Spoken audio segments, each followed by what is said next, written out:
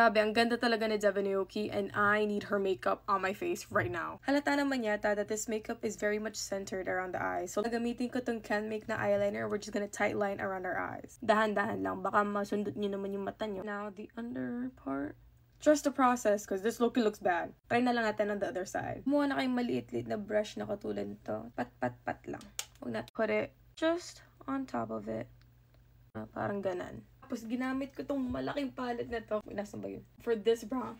Pero basta kahit anong brown na warm toned, ay yung nagagamitin nyo. Deepen your eye more. Pag maglalagay kayo under your eye, konti-konti lang. Huwag nyo masyadong damihan. Kasi mamaya magmumukha kayong sleep deprived. So her eyelashes aren't really too long. So we're not gonna put any falsies. Mag-curl lang tayo ng lashes. Lashes ko dati, non-existent talaga siya. Recently, nag-take ako ng serum para mas humaba yung lashes ko. And it's surprisingly working. Ginagamit ko yung Grande Lash MD. Dahan lang ha. Mamaya at masira pa ang inyong eyeshadow. Eh di mga 30 minutes lang nawala sa buhay nyo. So, syempre, huwag nyo kakalimutan yung bottom lashes, okay? Sobrang glowy nung base niya. So, we're gonna use the one from e.l.f. Kasi sobrang nag-iiba yung skin tone ko from summer to like winter shade. Ginagawa ko na lang. I have like a lighter shade foundation tapos a darker shade. Tapos pinagmimix ko na lang. I'd rather just do this and mix the color para tama lagi yung kulay ng balat ko for my foundation. Kung magme-makeup kayo na foundation, contour, ganon, ang gagamitin yung formula, yung parang liquid. Pinagpatong-patong yung powder, it just goes on top of each other and it just doesn't look good. And mag-cream products na muna kayo and then afterwards, pag siset nyo na lahat, dun kayo mag-powder. Next yung eyebrows naman. I don't think she does too much to it. Cover na lang natin yung medyo walang buhok.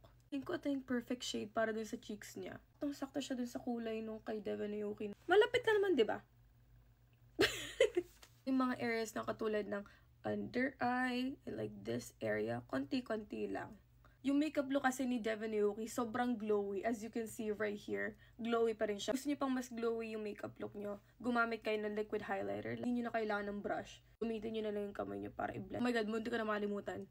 Her freckles, it's such a statement to her look as well. Ba yun? Eh, basta.